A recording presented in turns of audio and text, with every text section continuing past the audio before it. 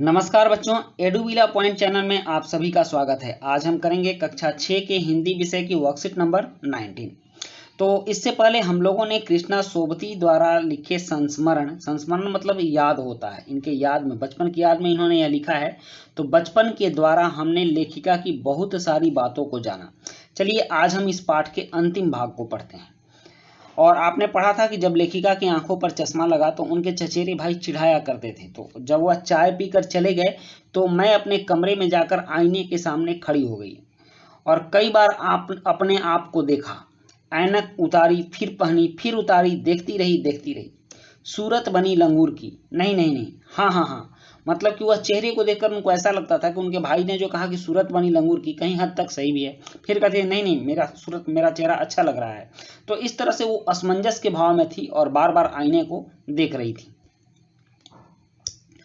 मैंने अपने छोटे भाई का टोपा उतार कर सिर पर रखा, फिर उसका टोपा उतारा, जो हिमाचल का इस तरह की टोपी होती है, ऐसी टोपी होती है। तो हाँ, ऐसी। तो इसको सिर पर रखा। कुछ अजीब लगा, अच्छा भी और मजाकिया भी, कार्टून टाइप का लगा। तब की बात थी। अब तो चेहरे के साथ घुल मिल गया है चश्मा, मतलब कि अब चश्मा भी चेहरे पर फिट हो गया है। अब तो लगता ही नहीं कि मैंने कुछ एक्स्ट्रा पहना है। जब कभी उतरा हुआ होता है तो चेहरा खाली खाली लगने लगता है, मतलब कि अब चेहरा चश्मे के साथ ही अच्छा लगता है। याद आ गया वह टोपा, काली फ्रेम का चश्मा, लंगूर की सूरत। हाँ, इन दिनों शिमला में मैं सिर पर टोपी लगाना पसंद करती हूँ। मैंने कई रंगों की जमा कर ली है, कई रंगों की टोपियाँ। कहाँ दुपट्टों का ओढ़ना और कहाँ सहज सहल सुभीते वाली हिमाचली टोपियाँ, मतलब दुपट्टा ओढ़ना वो बार बार खसकता रहता है, हवा में उड़ते रहता है, लेकिन आराम से टोपी पहन लिया और चल रहे हैं। तो यह थी लेखिका के बचपन की कुछ यादें और इससे जुड़े प्रश्न। तो चलिए अब इन प्रश्नों के उत्तर करते हैं। यहाँ प्रश्न 1 है कि लेखिका आईने के सामने खड़ी होकर क्या कर रही थी। तो इसका उत्तर है लेखिका आईने के सामने खड़ी होकर अपना चेहरा देख रही थी।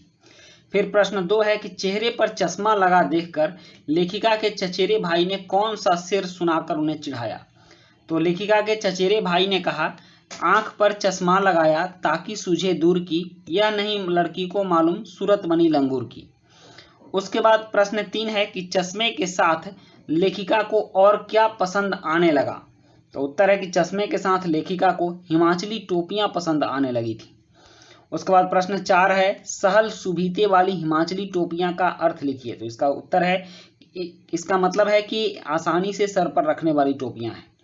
और प्रश्न 5 है कि आपको लेखिका के बचपन की कौन सी बात सबसे अधिक अच्छी लगी, अपने शब्दों में लिखिए। तो इसका उत्तर है, मुझे लेखिका के बचपन की बातों में मॉल में जाना, घूमना, वहां से टॉफियां लाना, स्कूल के मैदान में घूमकर चनाजूर गरम खाना सबसे अच्छी लगी।